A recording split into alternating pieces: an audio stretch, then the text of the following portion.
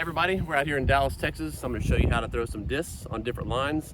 As you know, if you play disc golf even for a month, you know there's different shots. You can actually throw the disc on what they call a hyzer, straight, flat shot, or anhyzer. I'm just going to simply demonstrate 10 shots here to give you an idea of what those shots look like. You can look for later videos where we break down each individual shot so you can tune back in, subscribe, so you can actually see how those shots are done. Let's start with just two putters, two Warhammers, straight shots. We do have a little bit of a, feels like a tailwind, swirling headwind. I'm just gonna throw these Warhammers straight out there.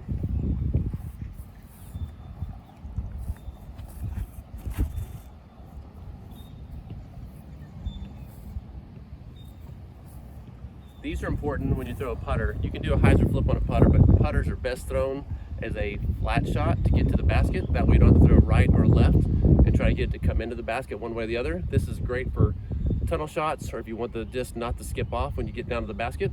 So here's another flat Warhammer shot.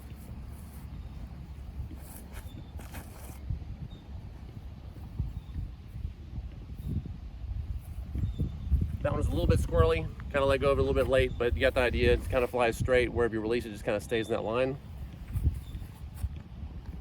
Let's go to the old hyzer shot. We're gonna do a hyzer flip. So this is a Roadrunner, understable disc. We're gonna throw it like this on some kind of degree. And I'm gonna try to get it to pop up. So when you hear someone say it's a hyzer flip, you're doing a hyzer shot that flips up to flat, and this one should even turn over this way a little bit. So let's go ahead and do the hyzer flip shot with this Roadrunner. Let's go out this way.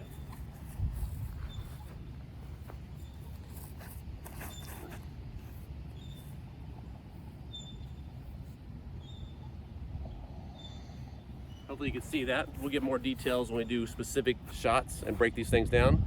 But that Roadrunner flipped up to flat, came back over, and took a dive in the right. Another Roadrunner. This is a little bit more stable. I'm gonna do this in the same way, but not try to get to come over quite as much, but I wanna see if you can see this flight where it hyzer flips up to flat, maybe turns over and just keeps on going.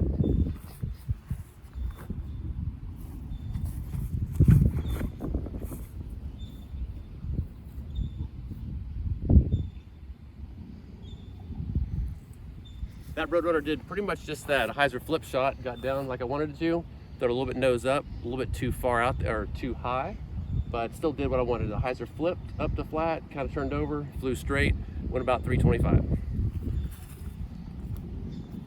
One of my new favorite discs, the TL3, the Leopard 3, not TL3, the Leopard 3. This happens to be a Lisa Ficus Tour Series. A little bit more stable than the Roadrunner, but it's gonna be got a similar flight to that.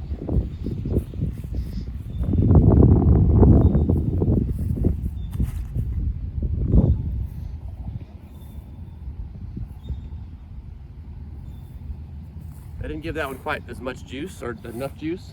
It did hyzer almost to flat, didn't quite get flat, but once it hit the almost flat position, it stayed straight for a long time, just being understable. It was kind of fighting that as long as it could. Then it came out, still went about 315. All right, talk about this. This is a rival, Black Zombie stamped rival. We're gonna do a flat shot. So when you throw a flat shot, you really wanna try to release it as flat as you possibly can. Let it fly flat as long as it possibly can. Sometimes they'll vary off to the right or even hyzer in. The goal is to keep it straight as long as possible.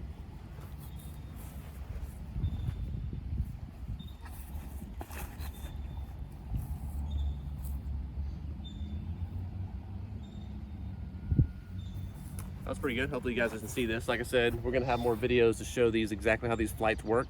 That was a flat shot. At the very end, once it slowed down, it turned in left, so it's stabilized.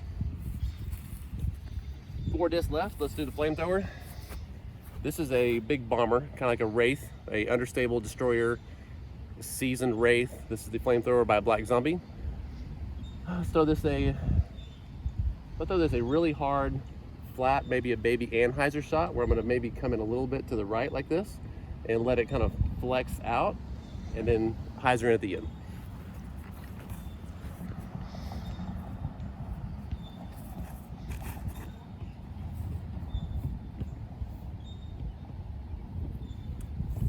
That was a really good shot. The wind, we have a little more of a tailwind right now, really kind of pushed it down, but that was pretty darn flat the whole time. It rises about to hit the ground and started hyzering back in, so I didn't have it high enough to really get that distance, but it was a nice shot. All right, throw the shotgun. We'll do this one. This is a more overstable disc as far as a mid-range. It's like a longer rock, a beefier buzz, but it's a shotgun by Black Zombie. I'm gonna throw this with the baby Annie, just kind of getting some distance out there, give you an idea of the flight. So being it's more overstable, it's gonna hold the line I put it on and try to come back left as a right-handed throw. But I'm gonna try to throw it a little bit like this, like a little bit Annie, so it holds this way for a longer flight and then comes in when it slows down. So when the spin slows down, it'll destabilize and it'll come back in left. Again, that's a right-handed shot, so it comes in back left.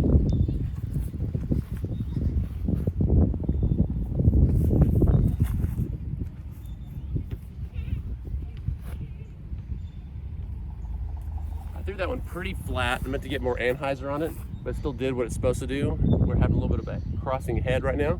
Actually fought it really well, and then once it slowed down, it came in left, but it stayed on a pretty straight line. When it hits, it kind of lands and then skip off. All right, so this is a Wraith, one of my favorite discs out there. I'm gonna throw this with a anhyzer. I'm gonna throw it more out this direction here, so if you can catch me this way.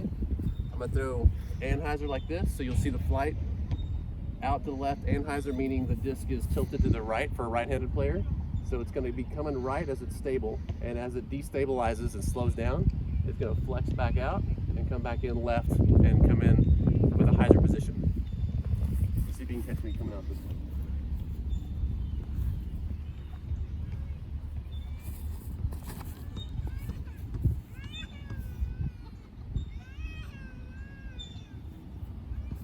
All right, so I threw that on the anhyzer. I could throw it a little bit lower than I wanted to, but you got the idea if you saw that. So it comes out to where it's flying this way. Keep the camera this way. So had the disc flying like this with the anhyzer, and it came in like this, kind of low, and as it slowed down, it came in the S, and I call it the S because it goes in like this and back out to the hyzer position. And that was a nice Wraith S flight. All right, one more. I'm gonna be shooting out this way. I'm gonna do this a big anhyzer. This will just give you an idea. Not always the best shot for the big bombers. They get big distance, but this is a berserker, so very overstable. I'm gonna throw this on a very big anhyzer shot like this. So basically, if I can get the nose down, it's gonna come in this way and flex out. It'll probably flex out pretty fast, but I'm gonna try to put a lot of spin on it so it actually holds it as long as possible and comes out. Let's see if you can't catch that up in the air.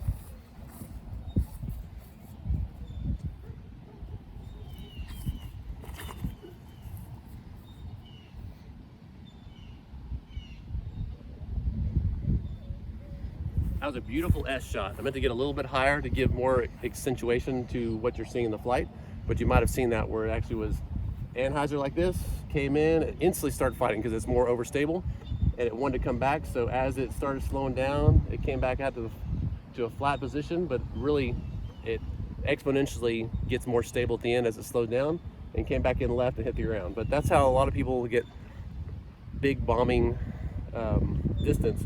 They'll throw it, big Annie, come over, nose down, and as it gets down to this plane, it has another leg of flight at the end. But we're gonna do these more. I'm gonna break each one of these shots down. I'm gonna go as far as going to the backhand roller, which is one of my favorite shots. We'll even do the forehand roller. I used to be a big time roller in general, so I think I can show you some things on the roller. So tune in, subscribe, make some notes, comments down below. Let us know what you wanna see. If there's any certain shots you want me to go over, there's a ton of shots I haven't covered, but we'll cover all of them. And having questions, just let us know. Thanks for tuning in.